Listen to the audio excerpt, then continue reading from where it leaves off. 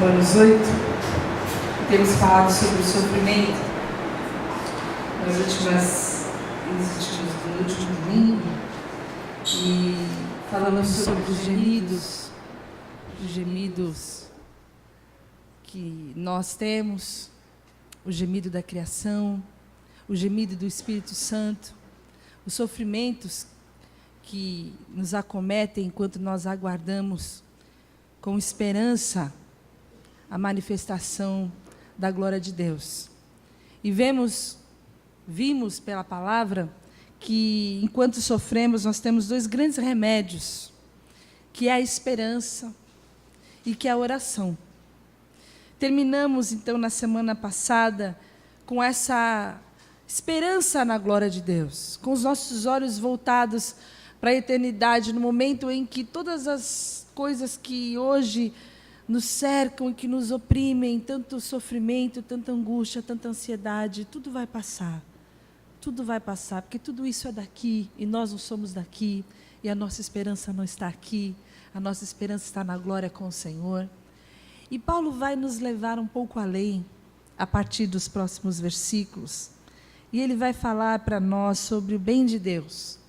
E nós vamos ver alguns versículos muito conhecidos dos irmãos, e o primeiro deles é o versículo 28, que fala o seguinte: sabemos que Deus age em todas as coisas para o bem daqueles que o amam, dos que foram chamados de acordo com o seu propósito.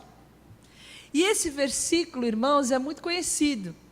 É muito conhecido, é muito usurpado, é citado erroneamente e é muito mal interpretado também. Toda vez que acontece uma coisa ruim na sua vida, alguém fala assim: mas todas as coisas cooperam para o bem daqueles que amam a Deus. Não é verdade? Tem alguém sentado do seu lado e fala abaixo das suas costas: mas todas as coisas cooperam para o bem daqueles que amam a Deus. Sempre tem alguém para falar isso para você na hora errada, da forma errada. E é esse versículo que as pessoas citam. E nós queremos entender um pouco do que é esse bem de Deus, o que são essas coisas que acontecem para o nosso bem, porque esses clichês que são jogados na nossa cara, às vezes, no momento que a gente está sofrendo, que a gente tem que engolir seco, fazem com que a gente tenha uma verdade sem uma compreensão do peso dessa verdade. Se torna oco, se torna vazio, e doloroso para quem está sofrendo. Olha, vai dar tudo certo no final e tal, mas será que é isso mesmo que a palavra de Deus quer dizer? E eu quero, irmãos, que nós possamos entender ao final dessa palavra que o bem de Deus não é o nosso conforto. O bem de Deus não é a nossa felicidade. O bem que Deus quer para mim e para você é a nossa semelhança com Jesus. É esse o propósito de Deus. Esse bem para que todas as coisas cooperam na minha e na sua vida é que nós sejamos semelhantes, parecidos com Jesus. E nós vamos analisar isso à luz dos versículos e começar com o versículo 28, que fala que nós sabemos que Deus age. O versículo começa dizendo isso. Eu não falo: nós esperamos, olha, nós temos fé, olha, nós desejamos. Não, o texto começa dizendo: nós sabemos. Nós temos uma convicção, a gente sabe que Deus age, é algo certo na nossa vida. Deus age. Você sabe que Deus age? Quando você olha para a sua vida, quando você olha para o seu passado, vamos fazer um flashback aqui. Você não pode dizer: Deus age. Você não pode dizer isso, Deus age.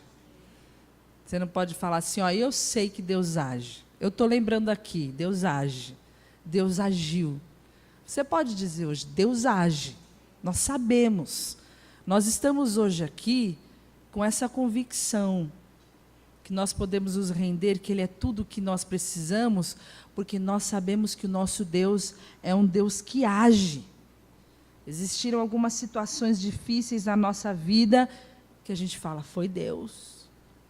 Quando às vezes a gente olha para a nossa infância, para o nosso passado e para onde a gente está hoje, a gente fala: olha, isso é Deus. Quando a gente olha muitas vezes para a nossa família e fala: olha aqui, isso aqui é Deus. Né?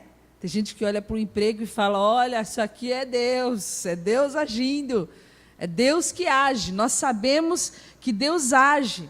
E muitas vezes, irmãos, as lutas que nós passamos, e nós estamos falando de sofrimento, elas acontecem na nossa vida para que a gente possa declarar como Paulo, nós sabemos que Deus age. Porque Jó, no final da vida dele, fala assim, olha, antes eu te conhecia de ouvir falar. Ah, mas agora eu sei, os meus olhos te veem agora. Eu sei que Deus age. Eu sei que Deus age. Às vezes as situações acontecem na nossa vida para que a gente possa experimentar desse grande amor de Deus. Passado o sufoco, passada a aprovação, passada a situação, passado o sofrimento, a gente possa falar, Deus age. Deus age, Deus está no controle. Essa é uma outra verdade, irmãos, que nós precisamos entender, que o nosso Deus que age é um Deus soberano. Ele é Deus. Nós não somos Deus. Nós gostaríamos de ser Deus e ter o controle de todas as coisas na nossa vida. A gente tem a mania de achar que todo o bem que a gente deseja para a gente é o melhor para a nossa vida. Mas não é. Ele é Deus. E Ele está no controle de todas as coisas. E tudo é ou permitido por Deus ou provocado por Ele. É outra verdade que você precisa entender e aceitar. Deus está no controle de todas as coisas. Ele é Deus. E você precisa aceitar e resolver isso de uma vez na sua vida. A palavra de Deus fala, pois os meus pensamentos não são os pensamentos de vocês, nem os seus caminhos são os meus caminhos. Eu sou o Senhor e vocês não são. No entanto, a gente precisa ter muito cuidado, porque Ele não é a causa de todas as coisas. Ele está no controle de todas as coisas, mas Ele não é a causa. Ele não determina todas as coisas. Quem esteve nos grupos no decorrer desse ano, nós conversamos muito sobre isso. Ele não é a causa do pecado, muitas vezes. Ele não é a causa do mal. Ele deu arbítrio ao homem. Ele deu uma certa liberdade, inclusive ao Satanás. Se você entende da palavra, você vai saber disso. Existe a permissão de certas coisas. Algumas coisas são permitidas, mas nada, absolutamente nada, vai ser permitido que aconteça sem que seja orquestrado pelo Senhor. Ele está no controle de todas as coisas, Ele controla, e tudo o que acontece nesse mundo está debaixo da vontade soberana de Deus. Tudo. E você vai ver isso num exemplo muito simples, de Jesus, com fome no deserto. O bem para Jesus naquele momento era que a fome dele fosse saciada. Não é verdade? Quer ver outro momento? Da cruz, a oração no Getsêmani. Ele ora, se possível, passa de mim esse cálice. Era o bem, passar o cálice. Mas a cruz fazia parte do propósito eterno. Então não foi possível passar o cálice. E a vontade de Deus foi concretizada e Jesus foi para a cruz. Por isso que Paulo fala que todos os eventos, inclusive a cruz, inclusive o sofrimento, inclusive a fome, vão se encontrar para que o bem de Deus e o propósito de Deus sejam realizados na nossa vida para produzir o que é bom. E aí, para ilustrar, eu pensei num bolo. Todo mundo já comeu um bolo? Todo mundo já viu um bolo sendo preparado aqui? Todo mundo já viu um vídeo assim da Ana Maria Braga preparando o bolo, assim, os ingredientes, tudo bonitinho, tudo separadinho? Separa ali, igual na foto. Muitas vezes a gente separa individualmente a farinha, o açúcar, a manteiga, os ovos. E você não vai lá falar assim, ai, que delícia esse ovo, deixa eu dar uma goladinha. Deixa eu experimentar um pouco dessa farinha, que delícia. Deixa eu comer um pouco desse fermento para ver se ele está bom. Não. Separados individualmente esses ingredientes, eles são horríveis. Deixa eu dar uma colheradinha dessa manteiga aqui, dessa gordura, nessa banha, para ver se ela está boa. Mas quando você junta tudo na proporção certa, deixa lá no tempo certo no forno, depois ele dá um bolo maravilhoso. Assim são as nossas lutas e os nossos sofrimentos. Individualmente, eles para nós não têm sentido algum. Mas quando eles se juntam dentro do propósito eterno de Deus, eles estão gerando em nós o bem de Deus. É Deus gerando em nós, através desses eventos, algo que é bom, algo que vai gerar o nosso bem. Isso significa que a gente não tem como julgar a obra de Deus na nossa vida. A gente não tem como julgar até que toda essa obra esteja satisfeita. Se a gente se apressar em experimentar algo que ainda não está pronto, julgando como se fosse, esse não é o bem de Deus, isso não pode ser o bem de Deus, não, porque ainda não foi concluída a obra de Deus. Nós temos que experimentar aquilo que é completo de Deus nas nossas vidas e entender que todas essas coisas que são geradas, que são permitidas nas nossas vidas, têm o propósito de gerar o bem. E que bem é esse que a palavra fala? Que bem é esse? Como você definiria o bem para você hoje? O que você define assim, olha, o que é o bem para mim hoje? O bom para mim hoje seria, 2 pontos, ter o quê? Saúde? Vou ajudar. O que mais? O que mais? O que é o bem aos nossos olhos? Não ter preocupação. Com o que a gente se preocupa? Com enfermidade, dinheiro. Gosto da Vanessa, que ela é prática. Vamos lá, o que mais? Dinheiro, saúde, o que mais? O que é bom para a gente? Um pouco de férias era bom para você? Diz que mulher fica em férias trabalhando em casa, né? Férias fora de casa para nós mulheres. Vamos ajudar. O que mais que era bom para você? Fiz umas fotos aqui. O que mais? Um amor para a vida inteira. Sem estresse, não é? O que mais que era bom para você? Amigos, muitos amigos, sempre rodeados de amigos. Nunca sozinho. O que mais? O que é o bem? O que é o bem para nós? O que é o bem? Você consegue dizer para você, olha, se isso tivesse acontecendo na minha vida hoje, a minha vida estaria completa, estaria feliz. É isso que falta na minha vida. É isso. Se tivesse tudo certinho assim, um bom emprego, uma boa casa, um bom relacionamento, uma boa vida, o que é?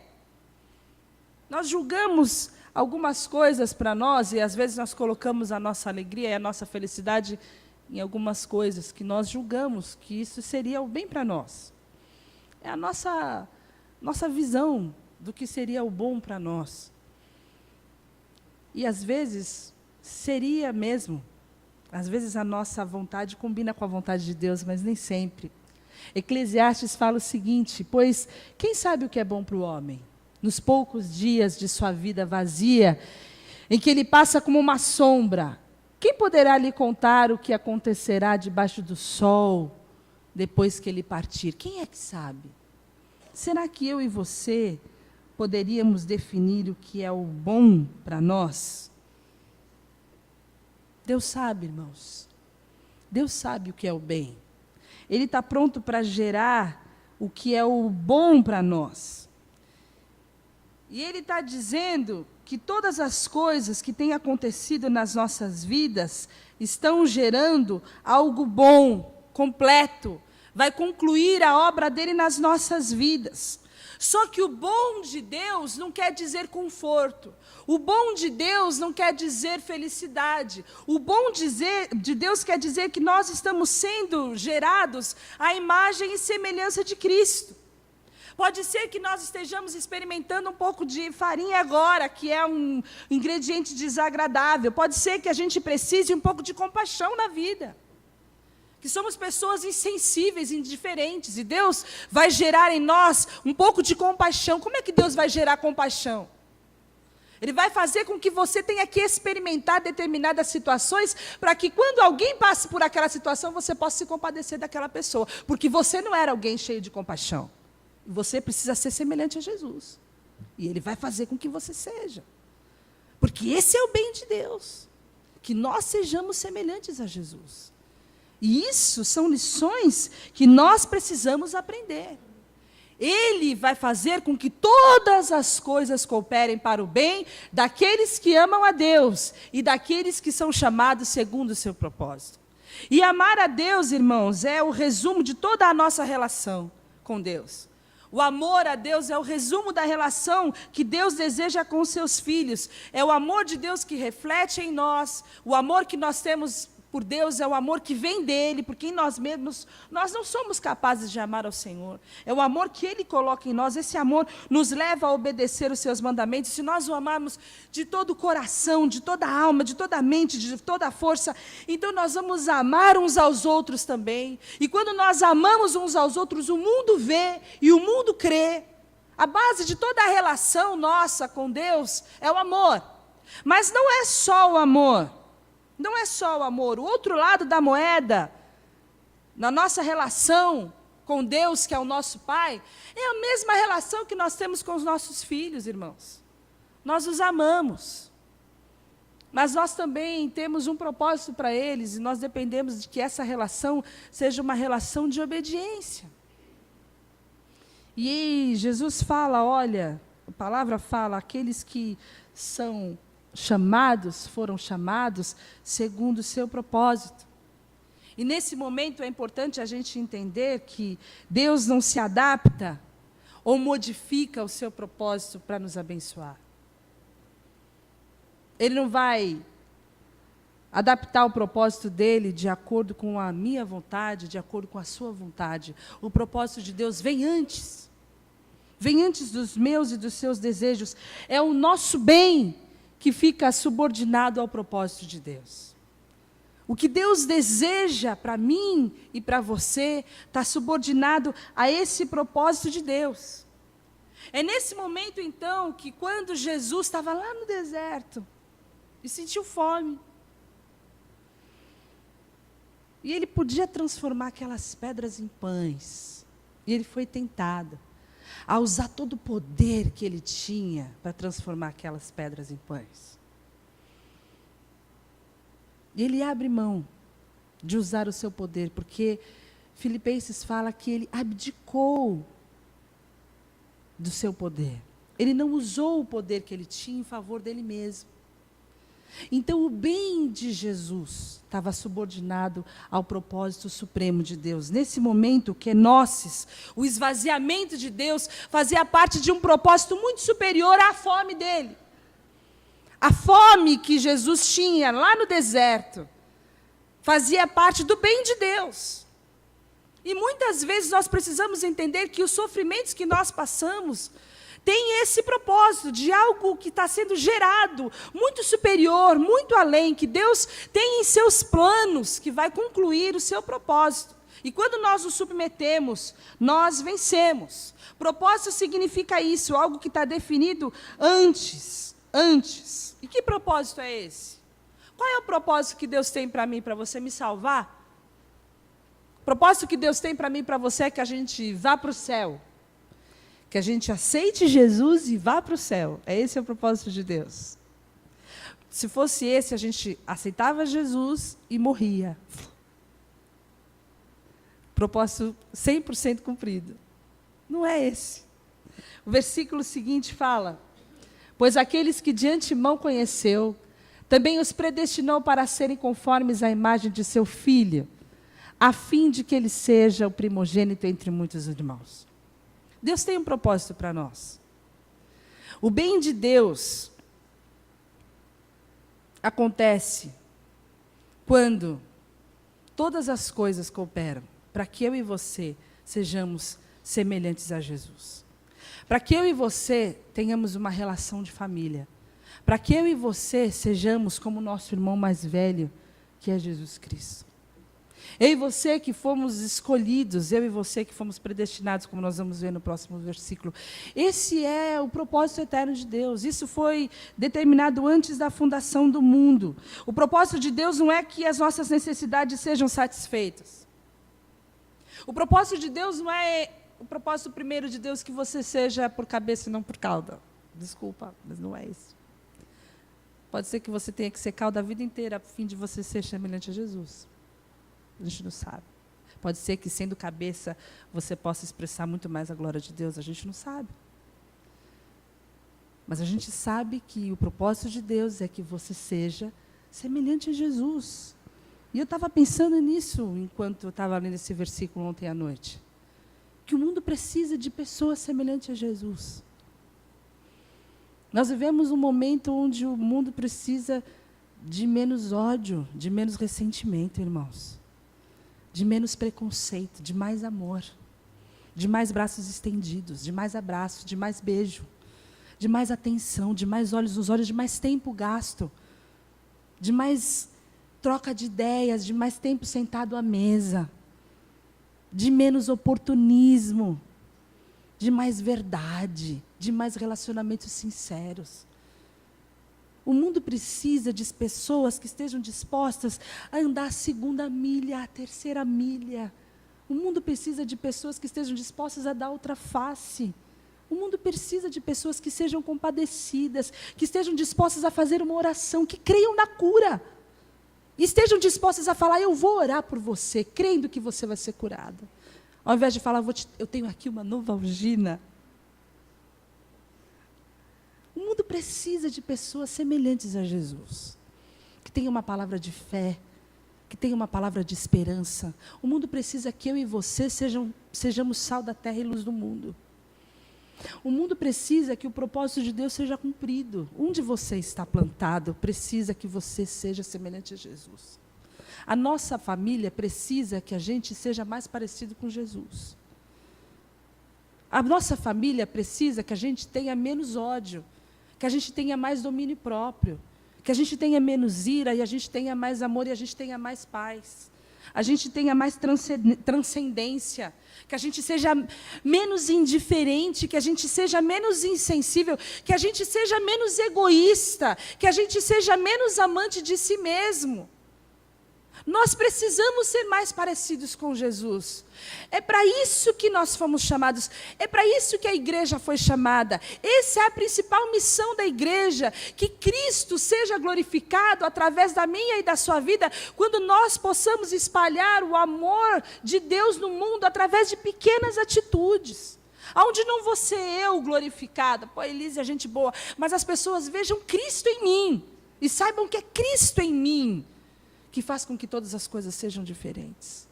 Esse é o propósito de Deus. Irmãos, isso é muito simples, mas é tão difícil de ser aplicado nas nossas vidas.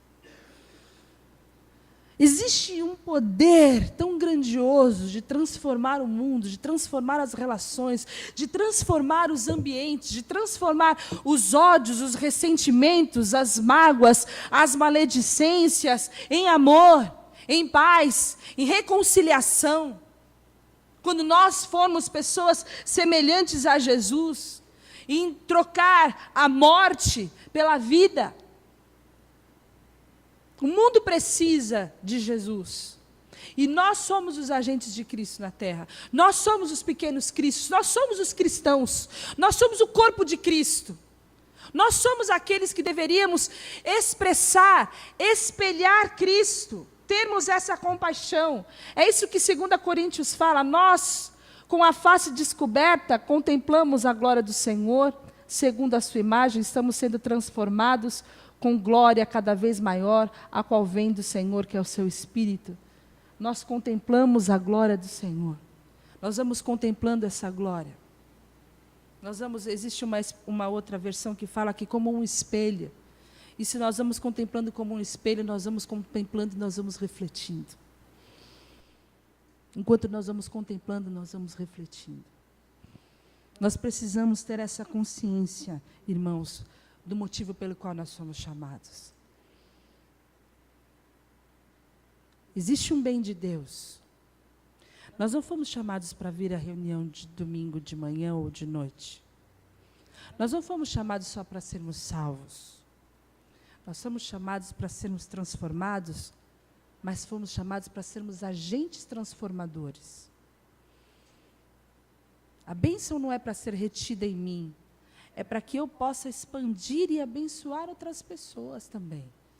Para que aonde eu esteja, o ambiente seja diferenciado, para que esse amor de Jesus possa atingir outras pessoas, para que eu possa ser um abrigo, como a música fala, ser uma ponte sobre as águas, ser um lugar de descanso, ser uma sombra no meio de um dia quente, para que eu possa ser esse lugar, por causa de Jesus, para que eu possa transmitir a palavra de Deus, para que eu possa ser um pequeno Cristo onde eu estou.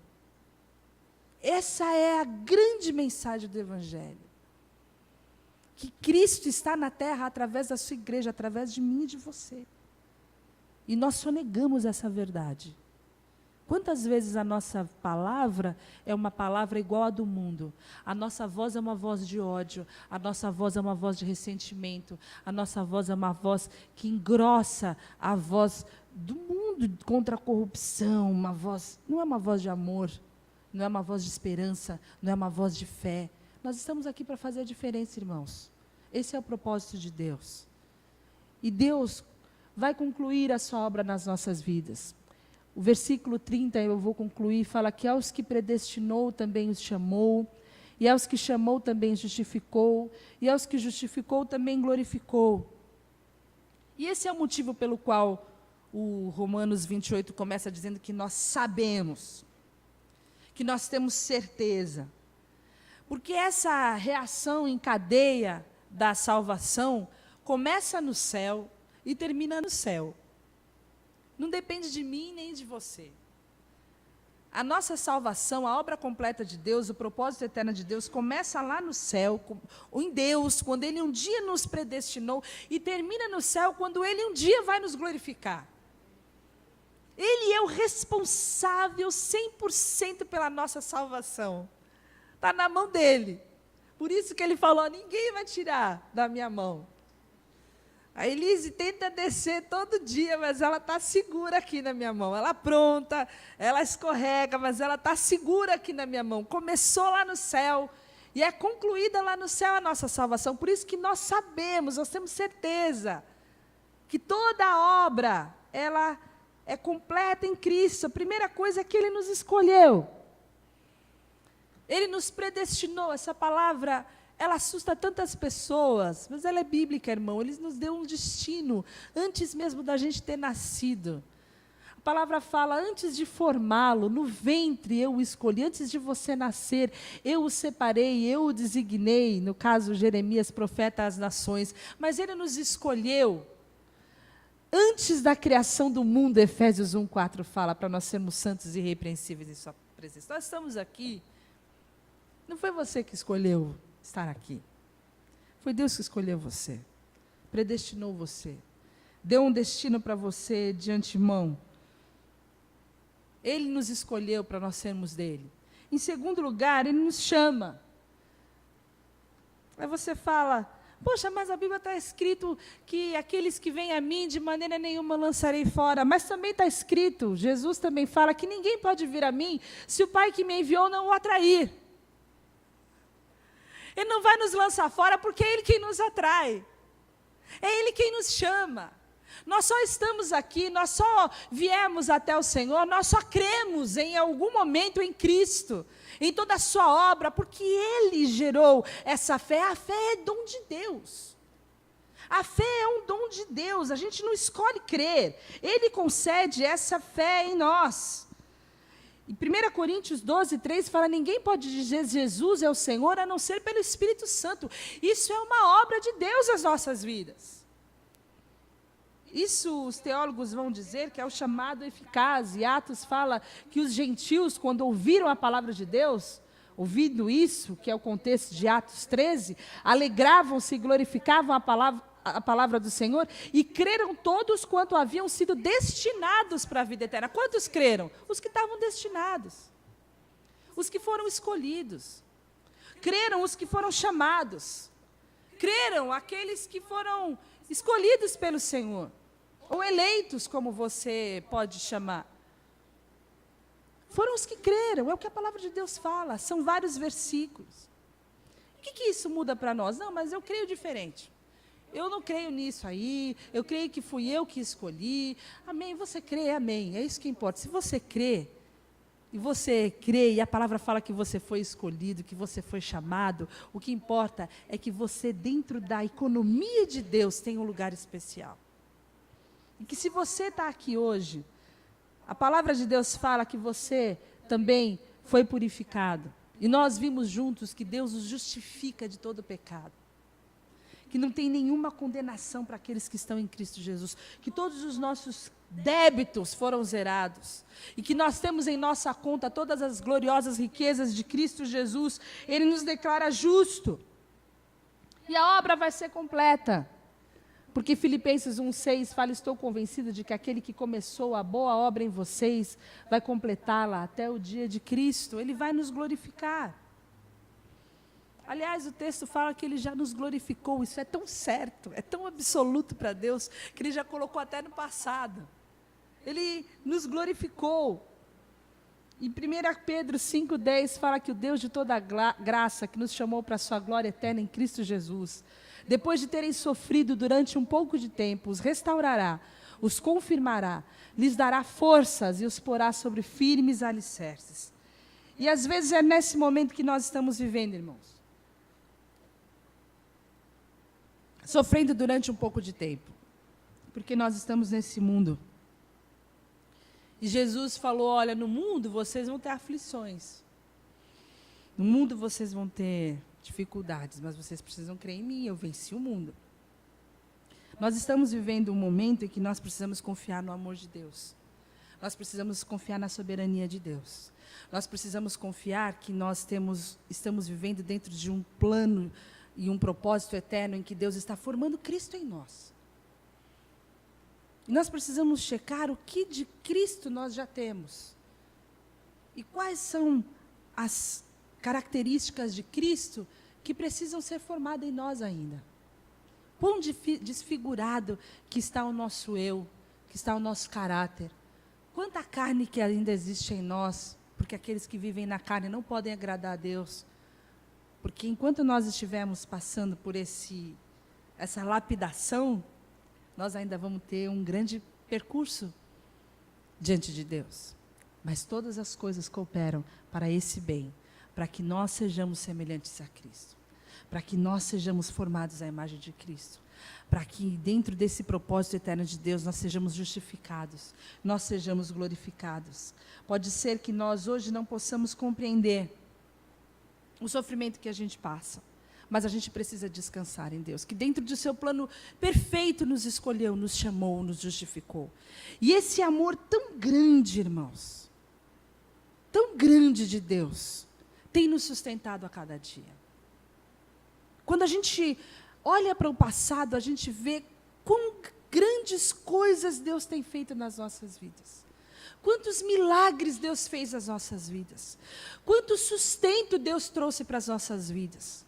O sofrimento, irmãos, é prova do amor de Deus nas nossas vidas.